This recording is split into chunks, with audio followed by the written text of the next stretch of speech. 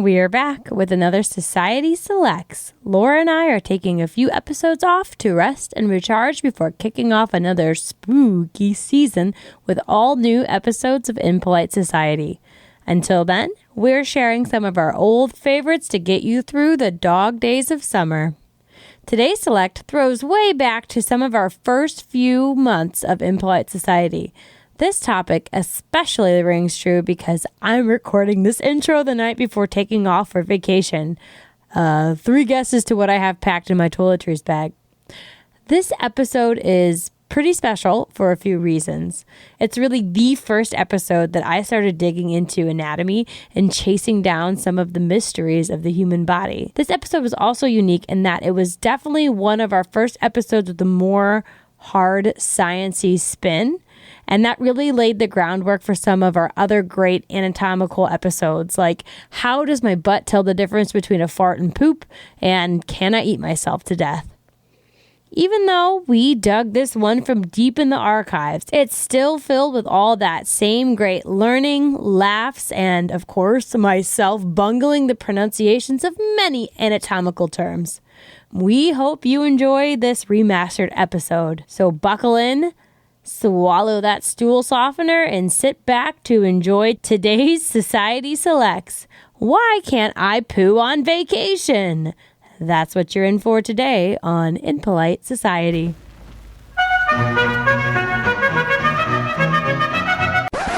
Oh, I just detest rude, unladylike young ladies. I hope you don't mind me being a tad rude. I myself am strange and unusual. Don't be rude. That is some weird, wild stuff. Shocking, isn't it? It's a scandal, But it's provocative. Please stop making me blush.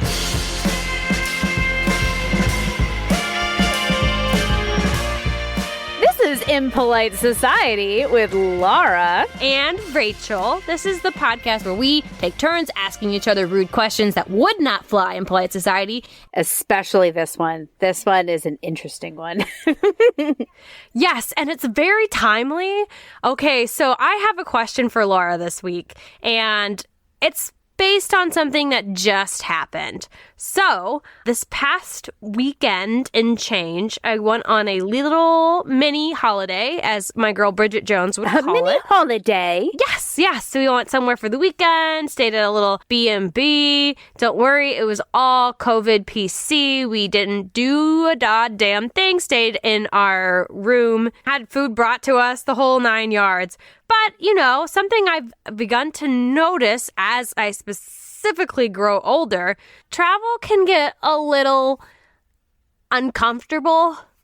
And that's not just wearing the masks whenever I'm in public or getting cramped into a little 3-seater plane. What I'm talking about is something that didn't happen on the trip. Let's just say my connecting flight to BM International was delayed. You know what I'm talking about. You're talking about not being able to poop on vacation. And that's my question today is why the heck can I poop on vacation? It's not just you. I have many a story about this. Well, do tell. That's why we got on these microphones today. Just to talk about poop. Everybody's doing it. The real story is that I actually have the opposite problem on vacation. I am letting it go a little bit too easily. I get diarrhea. Oh, God! Low-level anxiety of vacation can cause a little bit of too much of a good thing. It gets your whole body excited. Let's just say that. Every party is just raring to go. Yeah, and I think it's part anxiety. I drink a lot of coffee on vacation, and I think it's also I eat a lot of high-fat foods on vacation. There's a diet change going on. Definitely. And you kind of touched on some of the reasons that you might also be getting stuffed up. Before we get into talks of what might be affecting our digestive system, I thought it would be fun to talk about our digestive system and learn a little bit more about how it works. Okay, well, there's an awesome book, and I'm struggling to remember the name. Gulp. No, that's what it is. I read the book. Gulp. Adventures on the Alimentary Canal. And it's by this woman, Mary Roche is her name. Oach. very interesting book about the ins and outs of the alimentary canal. Well, let's just say you should probably read that book after listening to this podcast, and then you can tell me all the things I'm getting wrong, because I did a 10-minute Google search, and then... First page Google search, as we've all established. That's the research we do here. Exactly. It had some sciencey sounding website, and I said, yep, sign me up. This sounds great. And because I only do first page of Google searching, I can tell you what the process of digestion is called, but I am not going to pronounce it close to correctly. All right, here we go. This is the segment of the show called Rachel Butcher's Pronouncing Something. A key part of the topic she's talking about. I come TBT to necromaniacs. Anyways, it's called peristalsis. Peristalsis, I believe. Peristalsis! Ding, ding, ding, ding. And that's the process of digesting. And guess what? It starts with these things that we are flapping. It starts with your mouth. You put the food in and you chew it. Your saliva starts breaking it down. Then it goes down the hatch, which is your esophagus. And fun fact, you don't need gravity at all. You could be upside down and your esophagus will just wring that food into your stomach, which is the next stop. Because it has muscles in your esophagus. It's very thick. Yes, which I can tell you mine is probably super buff. It's probably the buffest part of my body. I cut through one on accident one time when I was looking for the vena cava. It was disgusting. Oh, God. Anyway, go ahead. Oh, quite fun after, if your food doesn't get cut out by a errant embalmer, it'll just spend a little bit of time surfing that sweet stomach acid, and then it pops its way into the small intestine, which actually a lot of the digestion happens here and not in your gurgly burgly stomach. I learned that and I was interested because I always thought the stomach was where you did like most of your absorption. Not true. It's in the front part of the small intestine. Yeah, the stomach's more like a trash compactor, and then the small intestine's more like the incinerator. Turn that shit into fuel. Yeah, it's just got to get it into the right shape, which is, the shape of a turd, essentially. So then it goes into the small intestines. We get all the good stuff out. But after that comes your big intestine or your large intestine. And this is essentially where it's just dehydrating it. So your waste is becoming raisinified because it's just sucking out the rest of the water and turning it into everyone's favorite substance, stool. Which is also, I believe I read this somewhere, that your large intestine is the most efficient way to get hydrated, like aside from... Drinking water? Yeah, like efficient way to get hydrated is an enema because your body is so efficient at draining water. But now that I say that, I'm like, it can't be more efficient than intravenous fluids. So maybe it's more efficient than drinking, but less efficient than intravenous fluids? I don't know anything about that. I just know that sometimes on vacations, like an enema has crossed my mind because things are so not happening. I had to give my cat enemas before. It was very interesting. Everyone in my life can't poop except for me. You're just hogging all the pooping. Share a little bit of that magic. And that is the exact ending part of our digestive system, is that large intestine and your colon, right? It's called the colon, but your sphincter, your rectum at the end is where the final holding place, or if we're going to go with the travel analogy, the customs of your body airport before you finally released into the beautiful world around. There are 4 parts to your colon: the ascending, transverse, descending, sigmoid colon. Those are the 4 parts of your colon. So is the sigmoid part where it got that nice little bendy S shape? Yeah, that's correct. Does it also have to do with Sigmund Freud? Because it sounds similar. It does sound similar. I don't think so, but maybe. I know he was obsessed with anuses. He liked the butt. Okay, so if you're constipated, that essentially means you're not evacuating out that colon, right? It's just kind of hanging out in there. Nothing's flowing. And it's getting more and more dehydrated as you sit there. Yes, which makes it in turn harder, which makes it more painful when it does eventually make its way through customs. So constipation itself is when, you don't finish. It's stuck. It's not going anywhere. What exactly causes it all? I don't know. But we're going to talk about it a little bit in relation to travel. But fun facts first, because poop is always fun and your gut is fun. So here are some fun facts about your gut. Your colon, 5 feet long, almost as tall as I am. That's kind of fun. I'm 5'5". How tall are you? 5'6". Oh, you're taller than me? I'm 5'5 3/4". I round up. So probably like to our neck. Oh my gosh. Actually, like thinking about that is huge. Yeah. That's just your colon? That's not your small intestine? No, your small intestine is hella big. I did read in my research that your whole GI tract, which is all of everything in your intestinal process, that word I can't pronounce. Peristalsis. That can cover a whole tennis court. Like cover it or like border it? No, I think it can like cover it if you like the square footage is that of a tennis court. If you're someone with a scalpel and a lot of time, you could probably figure it out. I was going to say, you'd have to like split it out. Oh, for sure, sure. It's interesting. Your small intestine is all like wriggled up in all these like little membranes and fascia where it's connected internally. So like in horror movies, sometimes they like spill out. Mm-hmm. You know what I mean? It doesn't happen. It's all connected in there. It's just really interesting because it's all like coiled up very tightly, very neatly. My skin isn't holding it in. It's all stacked on top of each other. Yep. If Marie Kondo, eat your heart out. She would love it. Every inch of my inside is accounted for. There's no wasted space. Except between my ears. Wah, wah. Okay, here we go. Another fun fact is the food that we poop out after we eat a big meal is not related to the food we just ate, even though a lot of people like to think that our next immediate poo is the meal we just ate, which it's not. It's like 8+ hours or something. It's actually 12 to 24. So the food, that pizza I ate on our trip is still actually probably making its way through me. Okay. But that's why we poop after we eat, though. It's called the gastrocolic reflex. So that means our body knows that we eat and it goes up.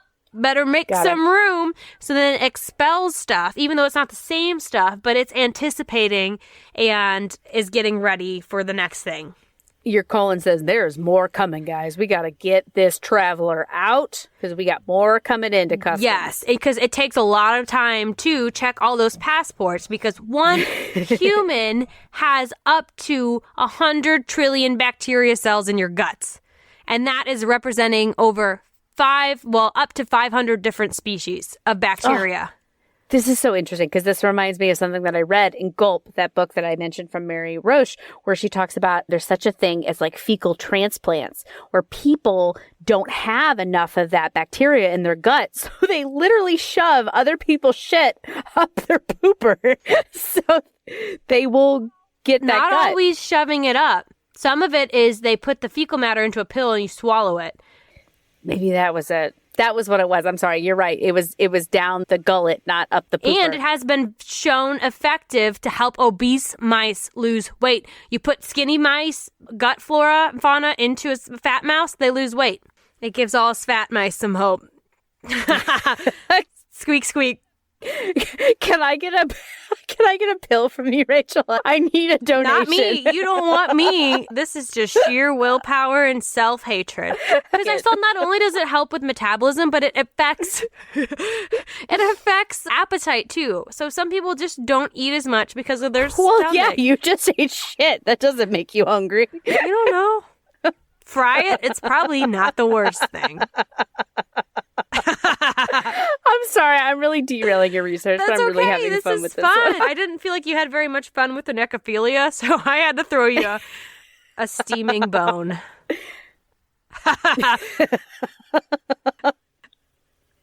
I'm into it. I'm figuring you out. I'm learning your interest in your hobbies. So not dead bodies sexually, but poo, yes. Got it. But this also, because the gut fauna, what's happening in your gut, is passed down by breast milk. So odds are Charlotte is also going to be, Charlotte, your baby, not just a random person, FYI. Charlotte, your baby is probably going to be a vacation diarrhea pooper because your gut fauna is in her belly. Yeah. Barely breastfed though. Like I'm talking That's a enough. week of breastfeeding. Says me being a non-scientist. Well, she's already displayed a little bit of Austin's colon and has she's a bit of a stubborn pooper. She definitely has those hard poos like her father. Genetics supersede the Yeah. But The yeah, so fauna, there is the something flora and else the fauna. outside of the gut fauna that goes on with your intestines. And your gut technically has a mind of its own. In fact, they call it your second brain. So your large intestine has its own independent nervous system called the enteric nervous system. Doesn't sound right, but I'm going to Google it. ENTERIC.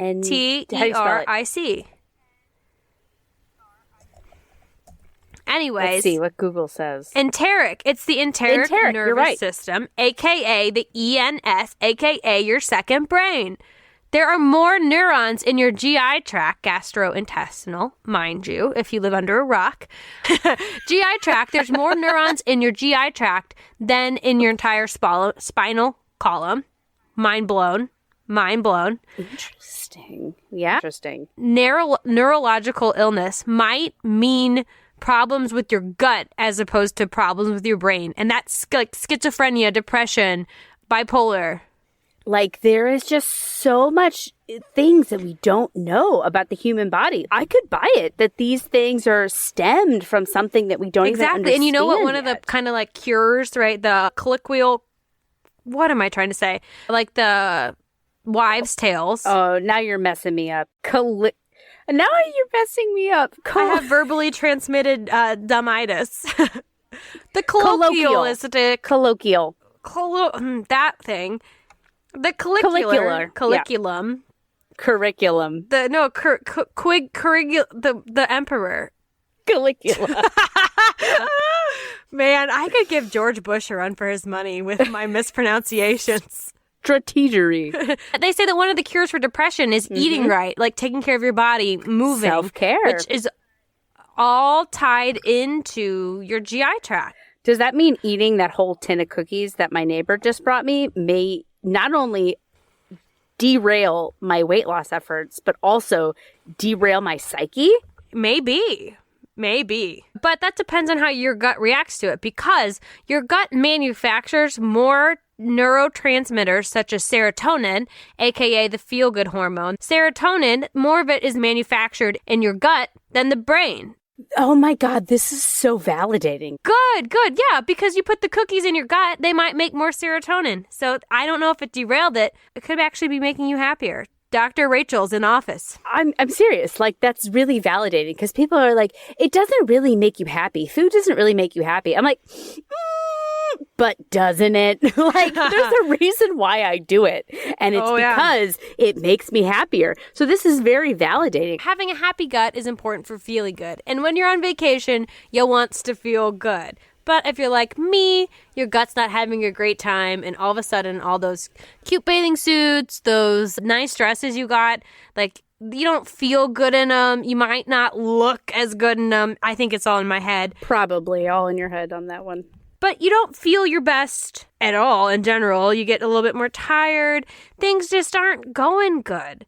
So here are some of the reasons that you may not be able to evacuate the customs.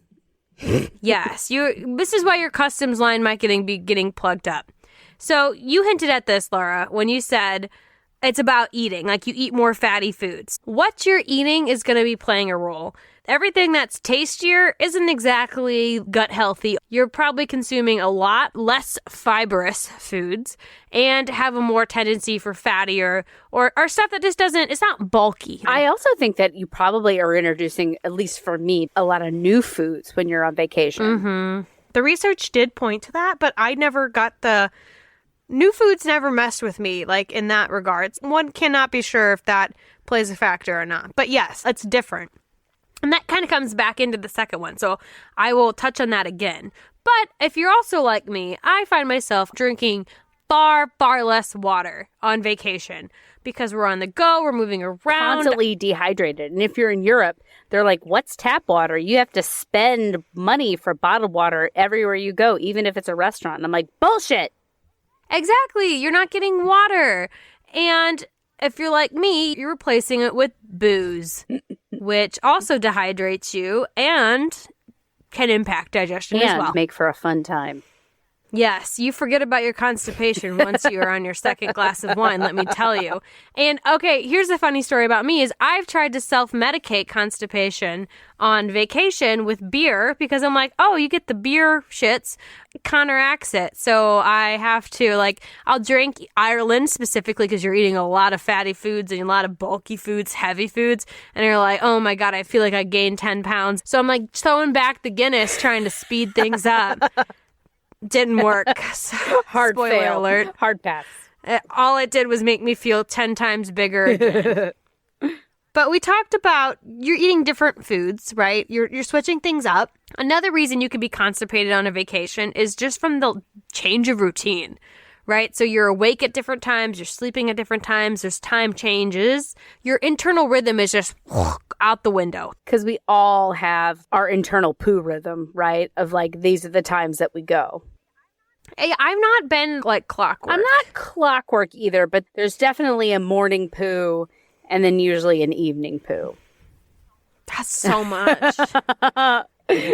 I have definitely inherited my father's bowels. He has this. Well, good. You probably feel very, very light and lean. Yeah, I live my life feeling so lean. Okay, so you're sleeping at different times, you're awake at different times. You might not be comfortable stepping away, like you got a full itinerary. You don't want to poo on the plane. You don't want to step away from the fun to go do that, so you're also not really listening to your body as much. You're going to ignore those urges, right? Because you're distracted.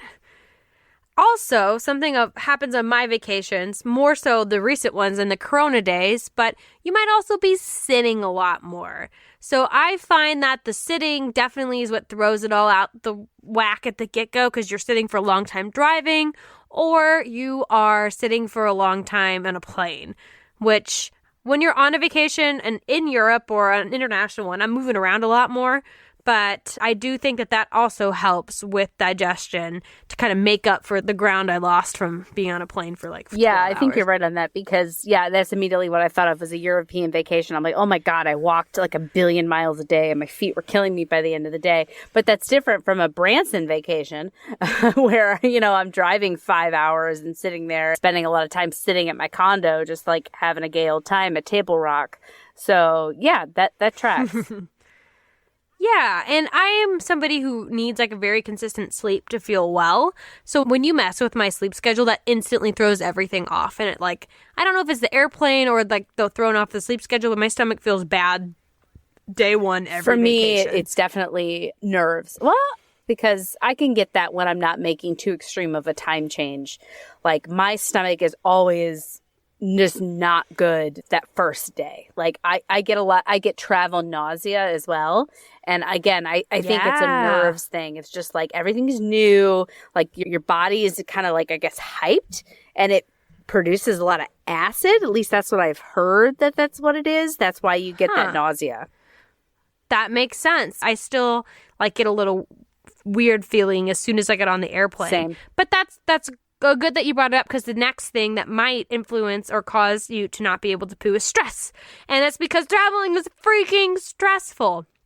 So we're going to the East Coast in the midst of a winter storm. And my husband was freaking flipping out the entire time. The night before, looking at the weather, being like, should we email them? And I'm like, no, Daniel, it's 10:30 in Eastern time. Like, don't email them. They're not going to respond. And he was freaking out the whole time. And like, well, we can't do anything at this point. It's just like, we're going to fly there and then we'll figure it out once we land. True. And you know what? We did. But the whole time he was stressing out, he's stressing me out. I'm just like, oh. And on top of the stressfulness of your traveling companions, there's also making it to your plane on time, catching your connecting flight, where are you going to get gas next? All these things. Travel is stressful. Awesome, but also stressful. Honestly, this pandemic has made me realize, maybe I don't like travel as much as I think I do because it's just the whole time you're kind of uncomfortable. It definitely is more comfortable just to stay home. But I guess, good things come out of discomfort. Absolutely. After you're constipated, it might be uncomfortable to give birth to your turd baby, but you feel so much better after the fact. Okay, and then the final piece of what might be causing us to not be able to poop on vacation, it's a little bit like stress, but it's also a little bit different. It's just, where the hell am I? I'm in somewhere new. This isn't safe. I don't feel secure. There's my husband's brother. It's just a room over. And anyways, new surroundings is the final reason. Shy pooping. It's real. I'm one. You either are one or you care about somebody who is. It's a real issue. Okay, my husband is such a shy pooper. He would leave work every day at a specific time to go home to poo. And he worked like 5 minutes away from his house, so it was no big deal. But he would legit leave work. And I was like, that is insanity. No, that sounds about right. I would definitely do that over pooping at work. Yeah. Hands down. Whereas I'm all like, whatever. Yeah, I think it's maybe a confidence thing. Like, some people are more secure in themselves and other people are not, and I am definitely not. I think it probably comes from my mom, who used to pee and poop in the house, door wide open. Ain't nothing to be ashamed of here. The Everybody Poops book, she took that super literally. It's God's creation. It's beautiful. For a lot of us, it's not, right? So you have to be relaxed to poop. Literally, it's relaxing the sphincter muscle at the end of your rectum and just letting everything just kind of fall on out. And it takes a lot of skill to be able to do that wherever and wherever. Because if you're not comfortable, you can't let it go, can't fall into the toilet bowl. That was an excellent rendition. Thank you. My hobby is making up songs with different lyrics and making them about the situation I'm in, mostly about my pets, but today it's about poop. Mine are mostly about baby. Fuck your cats. They don't get songs about They don't them get songs anymore. Charlotte gets all the songs. So this leads me to my final section, which we normally are muse. We do our philosophizing. I don't know how much philosophizing we can do about this topic I think today. clearly a lot, as we've talked about it quite a bit. But I did want to focus in on this last section about being relaxed to poo. So in my research, I found that relaxation is an emotional state as well as a physiological response, right? Our body knows when we're at home. To quote the article I read, as soon as you cross the threshold of your home, your glucose tolerance, breathing, and hormones apparently change in addition to a whole bunch of bodily adjustments. It's a suspected response to your house's unique conditions, like the smells, the sounds, the other sensations. Altogether, the stimuli prompt the body to get things moving. It's our body physically responding to the emotion of comfort, of familiarity. I would venture to say that it's not even just once you cross the threshold, but when you approach it. Because, again, I have had my family members, my loved ones, tell me 2 or 3 minutes from home, your body's like gearing up. You know what I mean? Yeah, you've gone... Girl, as soon as the plane landed in St. Louis, I was like, things are happening. I'm back. Like, you have reached home. And so I have this amazing story about my best friend. Oh my God, she's going to kill me if she hears me talk about this, but she doesn't listen to the podcast. Anyway. So that's why you got to listen. She has this story about how she was on her way home from some evening, and she's just a shy pooper like you would not believe. She was on her way home and she had some upsetting dinner. And like 2 or 3 minutes from home, her body just kicked into high gear. And she's like, I was wearing pantyhose and I couldn't decide if that would make it better or worse for the situation. But like, she seriously thought she was going to shit her pants as she approached home. And she's on a date with her boyfriend at the time. Oh, she's like, oh God. Like, she thought the pantyhose were like toothpaste tube squeezing it out. She's like, okay, either this will like keep it in place or it will just make it worse. This is where her thought process literally is at this ringing point. Out. Yes. Oh my God. But I've also had other people say that, like, okay, once you're in like the realm of home, like you can see it on the finish line, that's where things start to kick up. Oh, definitely. I 100% agree on that. So then my question, the pusings for today. Today's Today's poozing question is, We obviously don't feel comfortable, a lot of us, the shy poopers of the world, we don't feel comfortable letting it go in a public place or unfamiliar place. So do we think that that is an evolutionary biology thing of like, oh, I don't want to leave my scent. I don't want to alert other angry human troops that I'm in the vicinity or any other predators? Or is it totally a societal thing where we're like, ew, poop is stinky and gross? I think it is 100% both. Oh my God. Here you are being rational and in the middle. Well, I mean, evolutionary, you don't want to leave a scent. You don't want to make yourself aware. That's why cats bury their shit, right? And my dogs. And your dogs. Yeah, they kick. Rearranging the whole park. But also, like, leaving yourself vulnerable, right? Because when you poo, you're vulnerable. Your ass is exposed. You're sitting there. You're, like, looking around. It takes some time, you know? So if you don't feel safe and secure in your environment, you don't want to let one go. I mean, there's a reason why when you're in high adrenaline situations, your body diverts all that blood. Like, you're not focusing on your digestive. Exactly. It's going to your muscles. It's going to your blood system, your lungs and your heart to get that pumping and blowing. So it doesn't want to divert that energy when there's a potential threat around. So that's the evolutionary side. And then I think the societal part just nails that home, which is why we have so many shy poopers, because it is a societal issue as well as an evolutionary biology. They're doubling down on that. Nobody wants to be the one that stinks up the bathroom, you know? Everyone... There is it in there. And so it's just compounds. So that's why there's so much compounding colon in the world. Yes, I agree. I think it's our evolution not being able to adapt to our modern world. Because we're not in danger situations. Like, I'm not in physical danger if I poo at the airport or if I poo somewhere that I don't know a lot of the people. I'm never in physical danger. But our brains, since we are social animals, we have a hard time differentiating physical danger and emotional danger. And that's why you have people having these horrible responses to performance reviews at work when they're being cyberbullied.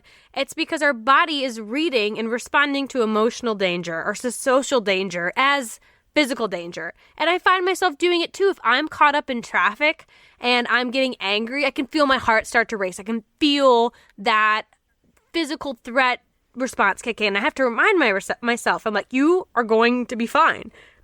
You're not in danger right now. Even if something's stressful at work, it's like, you will survive this moment. And it helps. But it's just we have a hard time separating that. So if you don't want to get laughed at work. But I'm picking up what you're putting down. It is your brain really can't tell the difference between the different kinds of danger.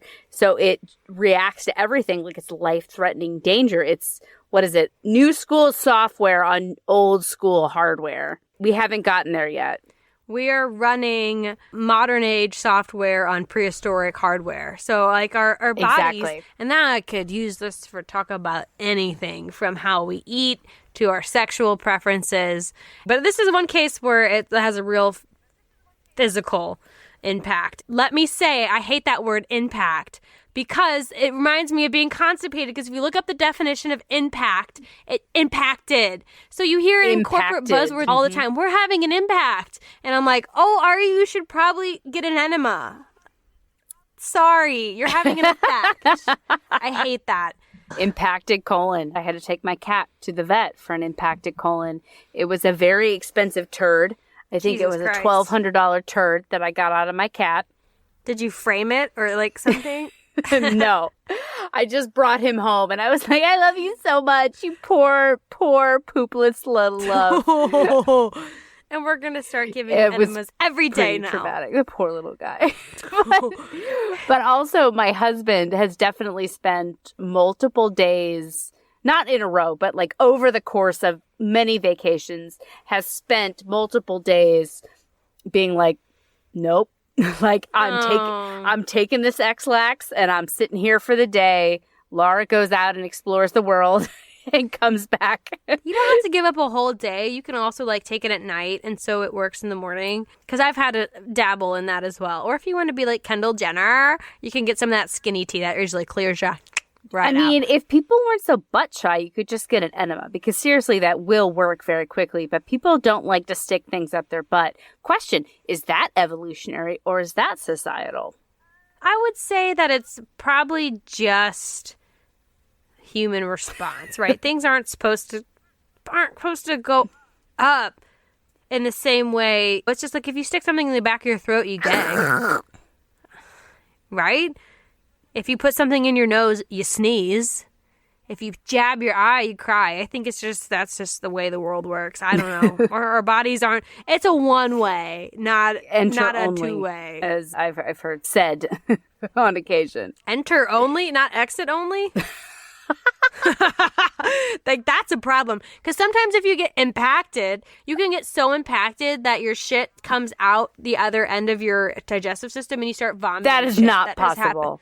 That is very possible. Look it up. Google it. Everybody, every listener, Google it. Are you serious? Mm-hmm. I didn't. Oh my God. I meant to say exit only, but this has gone down a whole new path that I'm ready to explore. Which is also, here's amusing. Do you think in some alternative universe there is a bunch of humans who come together to shit and then they eat in little stalls in the bathroom? They're like, oh, I'm so sorry, I have to excuse myself, I need to eat, and they go in there, nom, nom, nom, nom, nom. And then meanwhile they're at restaurants where they're like, I feel like this was a South Park episode where everyone started shitting out of their mouths. And it also brings to mind a thing where I was at a women's conference and they gave away like a bunch of, freebies. And like one of the freebies was like a Twix bar. And I went into the bathroom, and in the bathroom, there was an empty Twix wrapper sitting on the toilet paper roll. I'm like, somebody was shame eating in the bathroom. And I was like, this is so sad. We're at a women's conference. It's a women's conference. Somebody is shame eating a Twix in the bathroom. And it made me sad for womankind. I mean, that's the perfect analogy for being a woman. Yeah, I hear you, sister. Maybe she was just being bullied. She wasn't in a clique. And she was, you know how catty women are. So she was eating her lunch in the bathroom. I don't know. But it was so impactful. I took a picture of it and sent it to my best friend. Like, look at this shit. Oh, that's so sad. But we should wrap this up. And so to wrap this thing up, I wanted to actually, give you something back, listener. In addition to all the knowledge, the information and the entertainment, which are you not entertained? I'm baring my rectum for you. Oh, that's bad. Rachel's presenting for all of us. No, I'm just telling you about my bathroom habits and, all those things. But what it comes down to here is how to help yourself poo on vacation. This is my self-help to you. A, drink lots of water. It's something I always intend to do. Because you always want to drink beer instead. Or just like, I'm busy. I ain't got time for that. B, eat fiber, but not too much fiber, because then you can get it's a vicious cycle. Also, try to avoid very fatty foods, which is what you threw out at the beginning. Yeah, but fried is so good. Usually it should help. It should usually, that's what I'm saying. For me, wheels, it usually causes the opposite effect. As all it does is make you feel gross and bloaty. 3, try to keep your natural rhythm as much as possible. If you poo at 10 a.m. Eastern time, set an alarm and go to the bathroom. Just kidding. That's not what it was saying. It was saying, like, try to go to bed, wake up, like, maintain a rhythm so that you can, in fact, stick to your rhythm. Number 4, listen to your body. If your body is saying, ooh, now might be a good time. I might be feeling in the mood. Take it up on that offer. Go to the nearest bathroom. Maybe put your knees up and see if that helps. Pop your squatty potty and listen to your internal cues.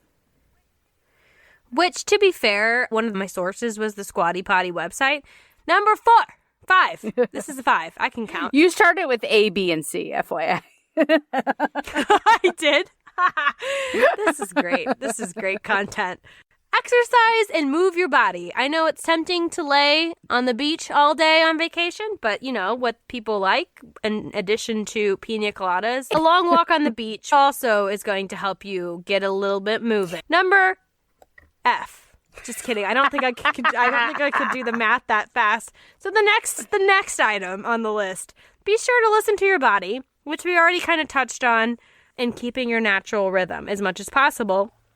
And then the final one, which I believe is the most helpful, is use aids when necessary. Because vacation only comes once a year. So, you made a face like AIDS. You weren't sure what AIDS that's meant. exactly like what the marital face was. AIDS. Yes, that was exactly. Dear God.